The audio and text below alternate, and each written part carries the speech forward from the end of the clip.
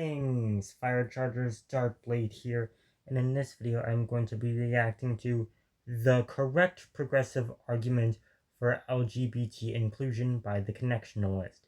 This video is 17 minutes and 35 seconds long, so my entire reaction is probably going to be 30 minutes long, which is obviously too long for me to hold my icon up here, so I will put it down for now. By the way, having a Yu-Gi-Oh card, the physical Yu-Gi-Oh card, is my icon does not count as me being a VTuber, at least in how I understand the word, because this is a physical card in my physical possession, and not just, I don't add myself to the screen as like an animated version of this character. Anyway, this video was uploaded on June 25th of this year, which is almost 5 months ago. It has 2,980 views and 151 likes. So the question, is there a correct progressive argument for LGBT inclusion? I'm going to presume that he means in the church. I have not seen this video before. I am currently going to assume that that's what he means.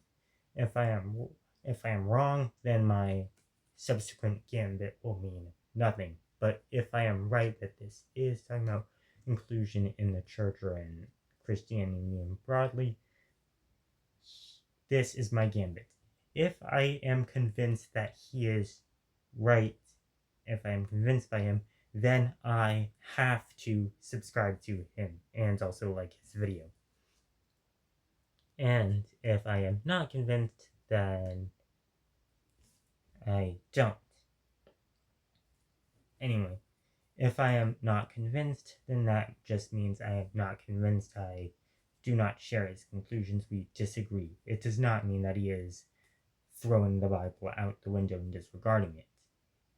Oh, unless he actually is, but from what I'm seeing so far, he seems sufficiently based and grounded in Orthodox Christianity to not do that. He is a United Methodist Church pastor, and it is time for me to stop talking and get this video started, and maybe put this back up. Everybody, welcome back to the channel. I'm River Matt, and I'm the Connexionalist, and today I want to talk about a really important topic that I've finally been able to get to. A lot of you have been in my comments asking questions about this because I have alluded to my position on this issue, but I haven't gotten around to making a video about it, even though I've been promising I would do so because I'm busy, all right? I'm a pastor. I'm getting married soon, so I'm busy, right? But I finally got to it, and today we're going to be talking about LGBT inclusion in the church and the theology around it because Okay, so I was right. Guess I was right about what the topic is. By the way, there's also Vlogging Through History and Mr. Beat down here. Both are people who I watch frequently but are not presently subscribed to as well. Personally believe that progressives like myself on this issue are really bad at arguing about why we're progressive on this issue. In fact, I think sometimes we use straw man arguments against conservatives that I don't think are very helpful to kind of argue our case. And so I kind of want to go through like my full case about where I stand on this issue and why. And so the first thing I want to say is for progressive Christians, it's really important for us to do two things. The first is this: we must do better at upholding the essential Orthodox teachings of the church. We have to do better at that as progressives.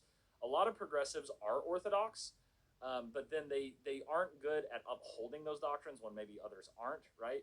And so while not like the vast majority of progressive Christians on LGBT issues are like completely Orthodox, they just don't do a good job like upholding those doctrines when others are not being as Orthodox or being heretical, right?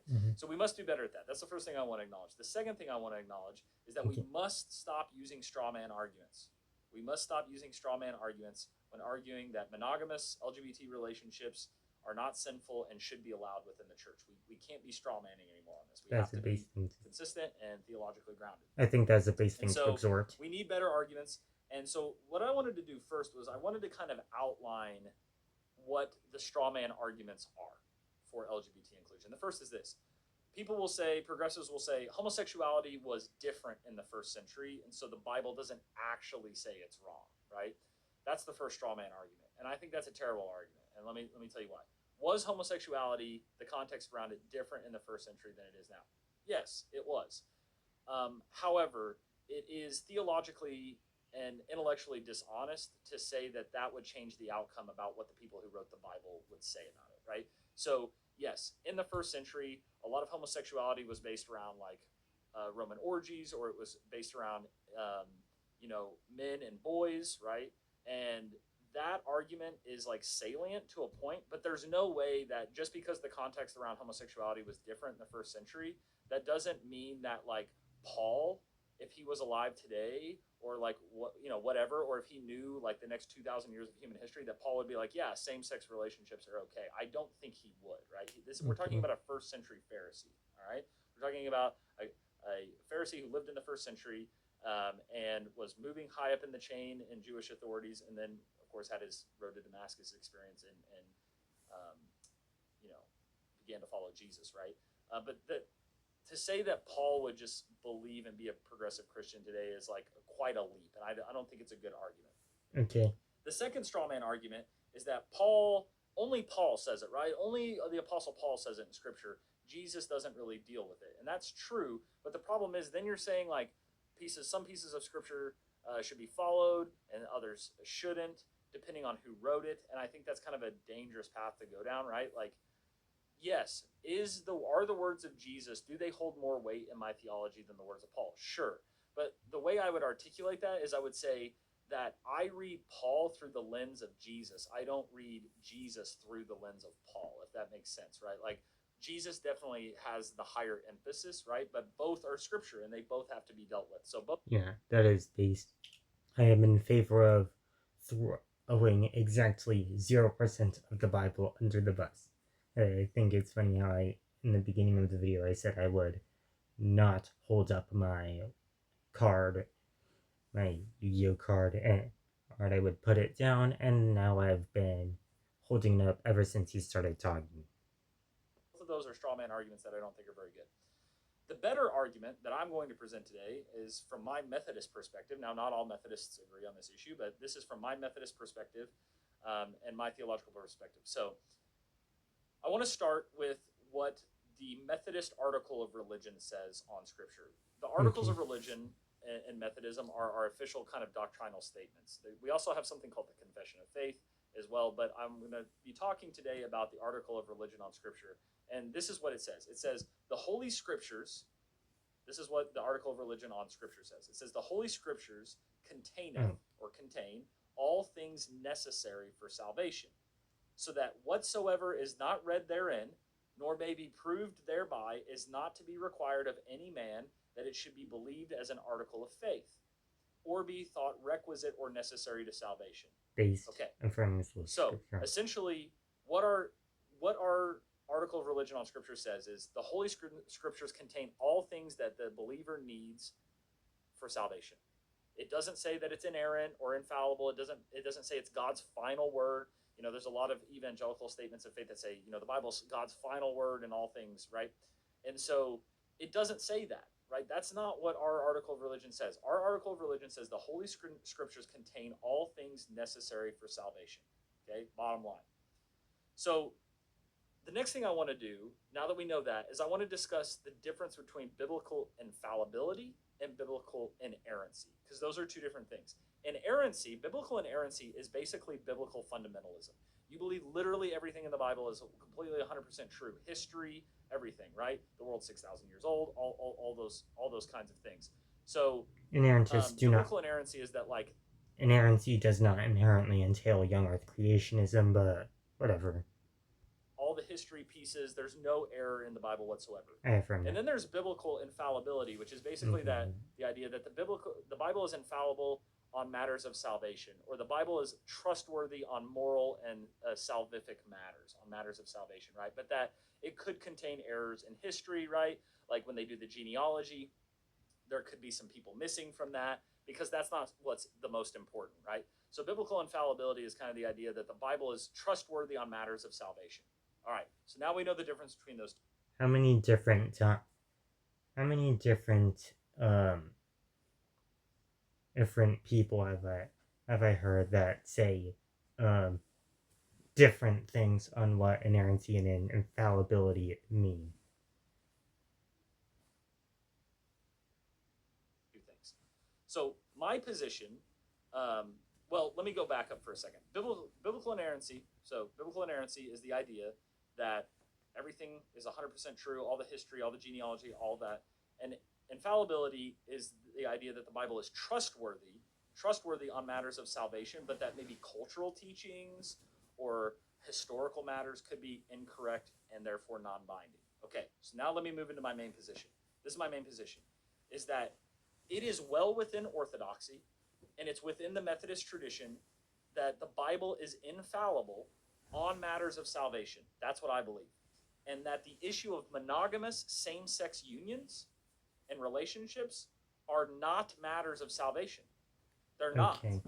Therefore, the very few passages of scripture that are dealing with homosexuality are non binding for today because it's not a matter of salvation. Therefore, the Bible, it's a cultural matter that the Bible could be non binding on, right?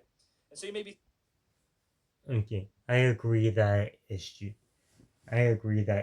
of relation of romantic and or septennial relations with people of the same gender is not um, necessary for salvation. However, just because something in the Bible isn't necessary for salvation, that does not mean that it outright doesn't matter.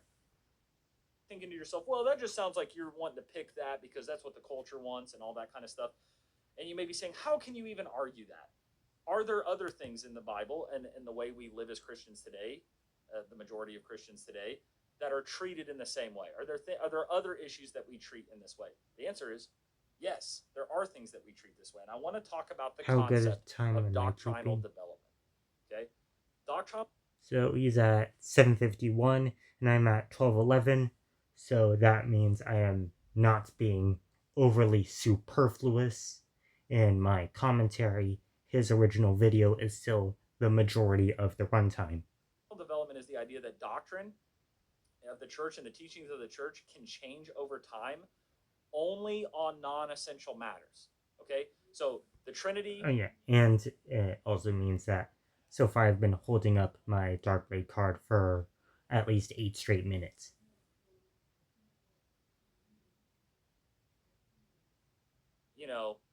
Jesus as fully man and fully divine, the bodily resurrection, those things cannot develop over time. Yeah, Those things both. cannot change over time. Those are fixed matters. They Mm-hmm. cannot change because they are essential orthodox matters. But on non essential issues, doctrine can change over time when dealing on non essential things. And I want to talk first about the idea of head coverings. Okay, the idea of like wearing a covering over your head when you pray, like a prayer shawl. Okay, and I want to talk about 1 Corinthians 11, and I'm going to read verses 2 through 6 for you from 1 Corinthians 11. It says this. Paul writes, I praise you for remembering me in everything and for holding to the traditions just as I pass them on to you. But I want you to realize that the head of every man is Christ, and the head of every woman is a man, and the head of Christ is God. Every man who prays or prophesies with his head covered dishonors his head. But every woman who prays or prophesies with her head uncovered dishonors her head. It is the same as having her head shaved. For if a woman does not cover her head, she might as well have cut her hair off. But it is a disgrace for a woman to have her hair cut off or her head shaved. Then she should cover her head. Okay, so Paul makes it pretty clear here that women should have head coverings when they're praying, right? They should be wearing head coverings. And that was the vast majority practice of the church for centuries. For centuries, hundreds and hundreds of years, the church taught, definitely the Catholic canon law taught that women should wear prayer shawls when they pray. They should have head coverings. And it was required in the Catholic Church by canon law, according to my research. I could be wrong about this, so Catholics who know better, let me know in the comments. It was required by Catholic canon law until 1983. Let's see if 1983. For centuries, it's commanded by Scripture, and for centuries, it's required. and then all of a sudden it's not. So what changed? What changed to cause this? Well, our perspectives changed. Our culture changed around men and women, around head coverings, around dressing, right? The culture around dress changed. And the church has discerned, the church basically discerned that while the scriptures command head coverings for women, it is not a matter necessary for salvation, and that the scripture there is coded to that culture and that time and that place, and therefore head coverings are a non-binding scripture.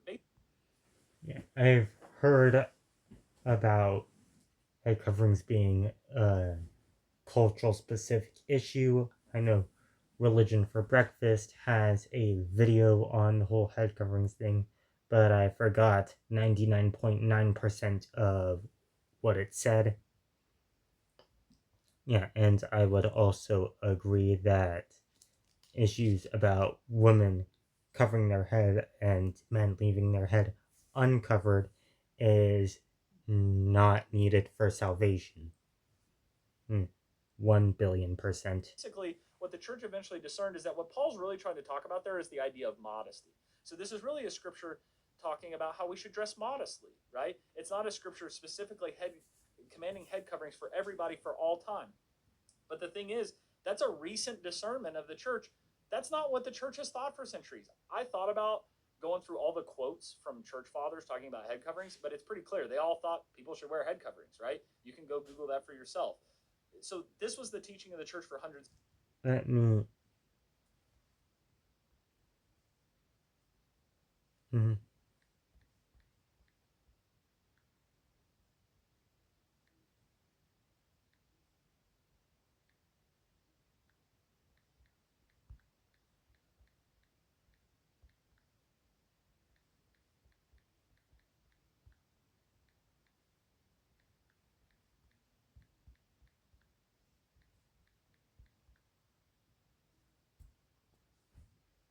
Okay, and the AI overview, which is commonly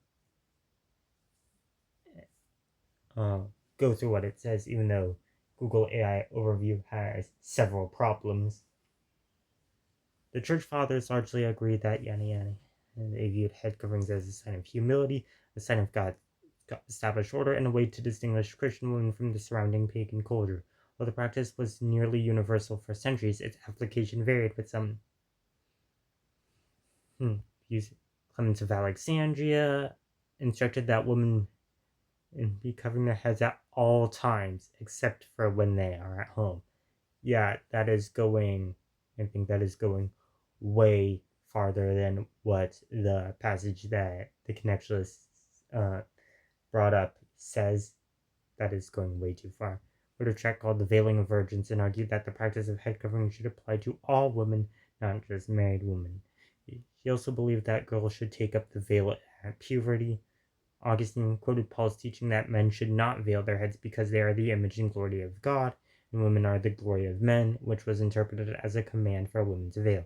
John Chrysostom considered veils an essential part for a woman's clothing, even going as far to say that covering a woman's head was part of the natural law. I think even on the basis of that verse, this is going way too far. Cyril of Alexandria also saw covering the female head as essential and part of natural law. Thomas Aquinas interpreted 1 Corinthians 11 to say a man should not veil his head to show that he is immediately subject to God, while a woman should wear her head to show that he is subject to God and naturally subject to another. Reasons for head covering, and linking it to humility, modesty, and a reflection for the created order. Some sources suggest Paul was addressing the specific Corinthian culture where head coverings are a symbol of marriage and submission. Veil verse. This is long hair. Although some scholars argue that Paul may have been referring to long hair, the historic evidence shows that the early church interpreted them as referring to a cloth head covering, coverage for all women. Some fathers believe this practice applied to all females and not just married women. Historical the head covering was a sign of public symbol of a woman's marital status and a sign of submission to authority within the community. Cultural context. Paul's instructions were likely influenced by the cultural norms of Corinth. Some scholars argue that head covering was a countercultural practice, as many pagan women did not cover their head, shaving the head. Some others argued that a woman who refused to wear a head covering was essentially refusing to submit to authority and should as well shave her head, which is considered a shameful act. Variations in style and coverage, yada yada yada. So I'll go to headcoverings.org, which is clearly a website and specialized on this topic, what the early church believed about the head covering. Transcript of Consent Sermon by David W. Bearcott, 1997.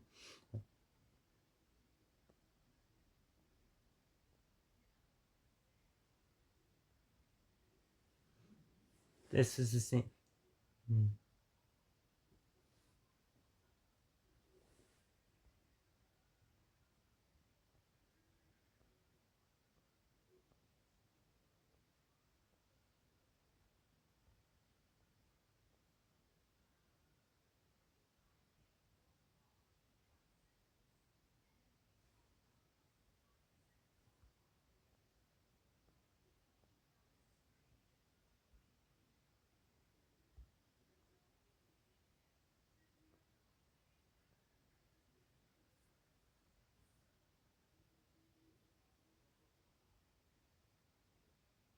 Go to earlychurch.com.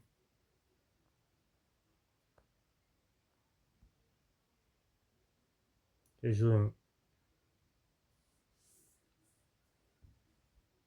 okay. And now it's at 11:18, and I'm at 21:56. So I did go on. Church for hundreds of years, and so it changed, right? The church eventually discerned that that was coded to that time, that place, that culture, and that head coverings are no longer binded by Scripture. So in some ways, even the most conservative Bible-believing churches, right? They say, I go to a Bible-believing church, right? They don't follow the teachings of Jesus on divorce. People get remarried after divorce in conservative Bible-believing churches all the time. All of the time. So scriptural interpretation across time on secondary issues can be a super tricky thing. And I don't like it when people just make lazy arguments from the Bible. They say, well, the Bible said so. And it's like, but there's a ton of things that... By the way, I would personally rank head coverings as I think primary is the absolute essentials. Secondary is big enough to be irreconcilable within a denomination. It causes schism, but neither side is per se heretical, and tertiary is not big enough that it would not that it naturally has to produce a schism. I think head coverings is tertiary or quaternary at best. And I also think that maybe divorce ranks higher. It is. Maybe it goes up to tertiary. By the way, the divorce issue personally affects me. And the way the divorce and remarriage issue personally is personally relevant to me, as both of my parents have had at least one previous marriage. Have been tricky in our interpretations of Scripture over time. Okay? Mm-hmm. My essential point is this. After all that argumentation, my essential point is this. Monogamous same-sex relationships and being gay are not sinful because I treat the issue similarly to head coverings. I treat the scriptures about it like head coverings. It is a non-essential issue, and whether someone is gay or not has nothing to do with the larger values, practices, and beliefs that drive salvation. Therefore, I think that the very few passages that deal with homosexuality in the scripture are non-binding for us today. Just like head coverings. Why do some think differently than me, right? Some people say, well, the scripture says it, right? Some think differently. And I think many people treat LGBT inclusion in the church differently than head coverings or other issues that we've interpreted away from because they are fundamentally uncomfortable with it. I think they just treat it differently because they're just uncomfortable with the idea. They're just uncomfortable with it. They're uncomfortable with the topic. They're uncomfortable with the topic of sex, and it just makes them feel uncomfortable. And so they treat it differently, and their emotions get involved instead of the intellectual honesty that a process that you have to go through on something like this. So I also think that a lot of people who disagree think the larger LGBT inclusion movement often promotes other sexual liberation pieces that the church would be against, like casual sex or polyamory. And I think that's true. I do think the larger LGBT movement promotes other things that the church should continue to not support, right?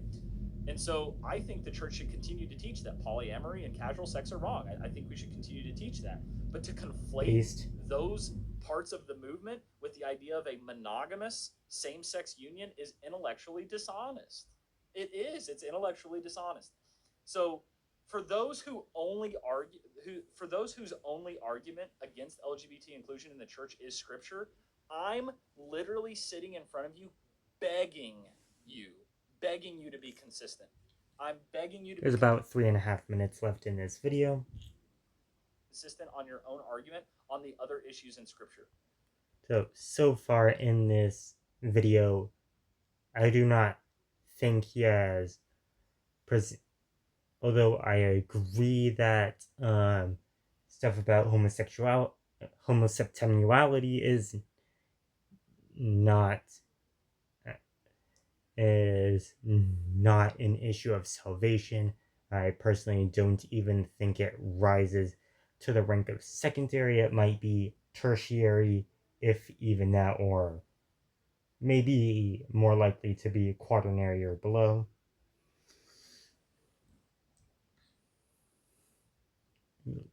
Low, but I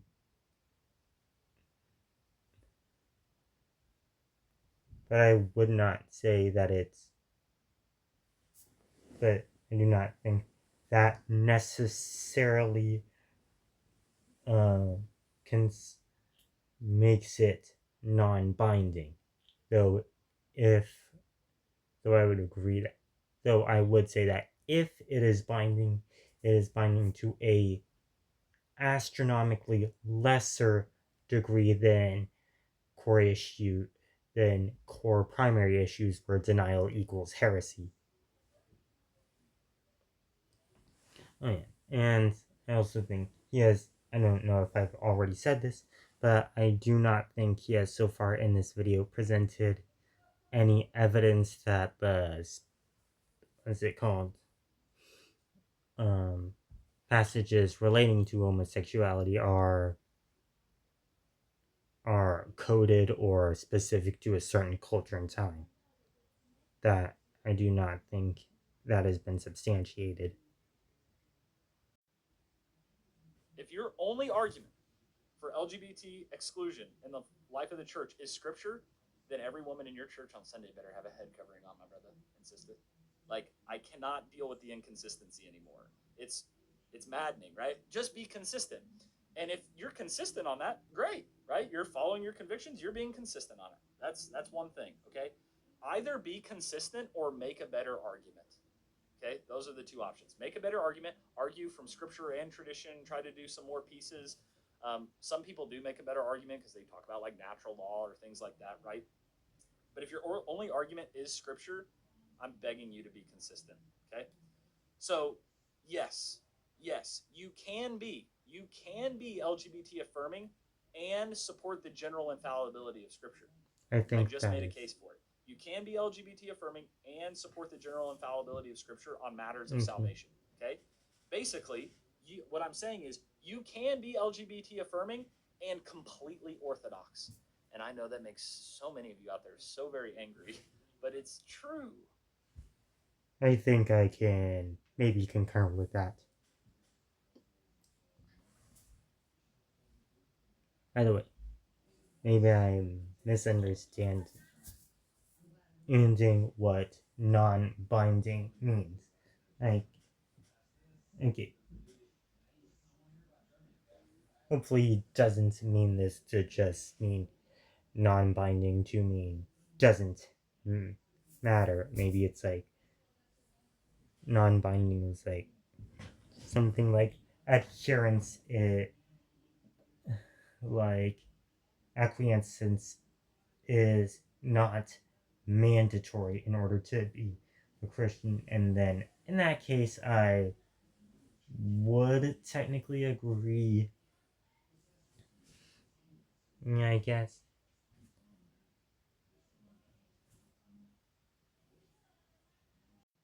So if by non-binding he doesn't mean that it just, the passage outright doesn't matter, but he means that acquiescence isn't required in order to be an authentic Bible believing Christian, then I would agree with that. And but I don't know if that would mean that I am fully convinced by his point. And also, the situation with head coverings and homosexuality may be different, as there has been some evidence that of the head coverings topic being more pointed and intended for a certain culture, where I am not aware of any such evidence being for such being presented in the topic of homosexuality. Okay. I'm Orthodox, and I include LGBT people fully included in the life of the church. Okay. Many of you will disagree. Yeah, I also think that LGBT people should be fully included in the life of the church, because I think that it is better for them and for most people in general to be in the church, and not, it is better for them to be in the church than it is for them to be out of it and possibly outside of saving grace. And like, and if you think that uh, same gender septennial activity is a sin, then you should also agree that it is better for uh, gay people to be in the church, or, in a relationship with Jesus Christ, with access to saving grace, than it is for them to be without those things. Unless you, I don't know, actively want them to go to hell, which in my mind is a much bigger sin and is honestly borderline sadistic in my opinion. Now, I do not think that the state or condition of being gay, as defined as having romantic and or septennial attractions to people of your same gender, is a sin. I do not. So And that's okay. I can I handle the think you should not disagreement. I'm a act big on boy. them. I've heard plenty of disagreements. I've seen some of the comments on my channel. It's fine. I just want to be clear about my position. Okay. I owe that to you as the viewer to be clear on my position. I still share the same concerns as many of you who are conservative about the theological drift in the church away from orthodoxy. I'm concerned about that. We share that together. We should work together on that issue in the mainline church. And my essential argument is that we can be inclusive and orthodox. It's not that hard. I It's concur. not that hard. I just did it. I don't know. My watch is dead, but I just did it in a few minutes, right? I'm not a heretic for being progressive on LGBT issues, and conservatives aren't heretics for being conservative on the issue. It's a secondary issue that has nothing to do with orthodoxy. Okay? I would So, not say it's secondary. I would put it at tertiary or lower. And although this is, you know, and people who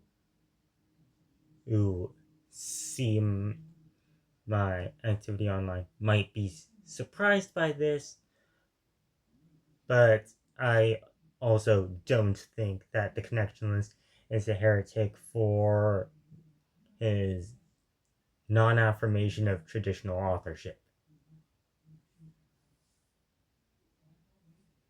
Yeah, The big thing now is I want to give you an opportunity to say what you think, right? Make sure you go into the comments. Please be respectful with what you think. Although I know some of you seem completely incapable of being so, being respectful, being nice to people who disagree with you. And if you do that, well, I won't delete your comment because I don't really care. I'll probably just ignore it if I'm being completely honest. I probably just won't even read it, right? If you can't be respectful, I don't really care what you think because we know what Paul says about that in Scripture, right? What does Paul say? He says, you can be right on everything, but if you don't have love, then you have nothing, right? You have nothing. And so, what I want you to know today is if you disagree with me on this issue, I love you. I love you, and I want you to be a part of this church, but I just want some consistency in the arguments, or I want better arguments coming from the other side. So, that's it for today. Big topic. The AC is out in my church. I'm literally like, I can feel the sweat on me building right now. So I'm going to go ahead and wrap it up here. Let me know what you think in the comments. If you like the video today, make sure to like and subscribe to the channel. That's literally the best thing you can do for our little growing channel and our own little corner of YouTube. So make sure you like and subscribe if you. I think that how much I agree or disagree with his ultimate point and whether or not I think he made his case is entirely dependent on what he means by non-binding. Because depending on what that means, I might either be, I don't like this, or I fully agree and think he made his case. And that difference is important because if I'm convinced, then according to the terms of the gambit that I have set at the beginning of this video, I am required to subscribe to him. Enjoy today, but until next time, I'm Reverend Matt. I'm the Connectionalist. I'll see you later. Bye bye. So I will As we get older, a lot copy of the times link we feel to you can check it out, and I will see you tomorrow or later today. One of those two, guaranteed. I At first I thought I was going to post every day, but then I decided to back off a bit. But then I realized that then I saw that backing off was resulting in too long a period about of me not uploading videos, and also my channel description says I upload every day, so I'm deciding to go back into uploading every day, and I will leave his link in the description just in case you want to watch his video without my now 20 minutes of extra talking. Hey, subscribe to him and to me if you feel like either of those. And oh, don't do that. Get back to Goodbye Fire Chargers, Dark Blade out. How do I stop this?